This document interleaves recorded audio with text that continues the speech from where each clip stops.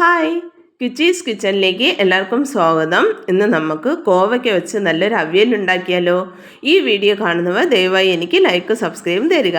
ഒരു പാൻ അടുപ്പത്ത് വെച്ച് നീളത്തിന് അരിഞ്ഞു വെച്ചിരിക്കുന്ന കോവയ്ക്ക അതിലേക്ക് ആഡ് ചെയ്യാം.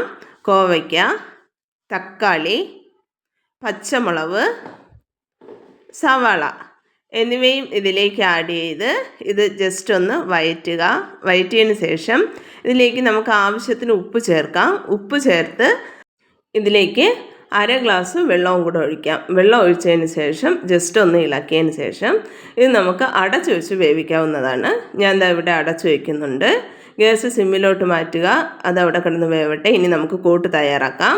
ഒരു ജാറെടുത്ത് അതിലേക്ക് ഒരു ബൗൾ തേങ്ങ, 1/4 ടീസ്പൂൺ മഞ്ഞൾപ്പൊടി, അര ടേബിൾ സ്പൂൺ മുളക് പൊടി, 1/4 ടീസ്പൂൺ ജീരകം, 3-4 അല്ലി വെളുത്തുള്ളി. ഇവിടെ ഞാൻ കുഞ്ഞു വെളുത്തുള്ളി ആയതുകൊണ്ടാണ് ഇത്രയും എടുത്തിരിക്കുന്നത്. ഇത് അവിയലിനെ അരച്ചിട്ട് വരാം. ഇതാ ഇവിടെ മലക്കറിയെല്ലാം നന്നായി വെന്തിട്ടുണ്ട്. ഇതിലേക്കുള്ള വെള്ളം നല്ലതുപോലെ ഡ്രൈ ആയിട്ടുണ്ട്.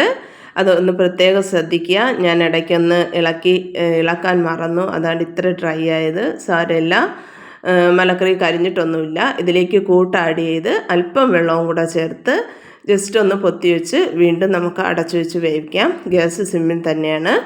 ഇതെവിടെ അല്പം കഴിഞ്ഞ് തുറന്ന് നോക്കിയപ്പോഴത്തേക്ക് കൂട്ടും കോവയ്ക്ക കഷ്ണങ്ങളെല്ലാം നല്ലതുപോലെ വെന്തിട്ടുണ്ട്. ഈ കൂട്ടും കോവയ്ക്കയും എല്ലാം കൂടെ നല്ലതുപോലെ മിക്സാക്കി എടുക്കുമ്പോഴത്തേക്ക് ഇവിടെ അടിപൊളി ടേസ്റ്റി ആയിട്ടുള്ള ഒരു കോവയ്ക്ക അവിയൽ തയ്യാറാണ്. എല്ലാവരും ഉണ്ടാക്കി നോക്കുക. ഇത് നന്നായി ഒന്ന് വഴറ്റിയതിന് ശേഷം നമുക്ക് ഞാൻ ഉപ്പ് നോക്കി, അപ്പോൾ ഉപ്പെല്ലാം പാകത്തിനുണ്ട്. ഈ വീഡിയോ കാണുന്നവർ ദയവായി എനിക്ക് ലൈക്ക് സബ്സ്ക്രൈബും തന്ന് കാണുമെന്ന് വിശ്വസിക്കുന്നു. എന്നെ ഇതുവരെയും സപ്പോർട്ട് ചെയ്ത എല്ലാവർക്കും നന്ദി. ഇനിയും ഈ സപ്പോർട്ട് മുന്നോട്ടുണ്ടാകുമെന്ന പ്രതീക്ഷയോടെയും ഈ അവിയൽ നിങ്ങളെല്ലാവരും ഉണ്ടാക്കി നോക്കുമെന്ന പ്രതീക്ഷയോടെയും വീഡിയോ നിർത്തുന്നു. Thank you.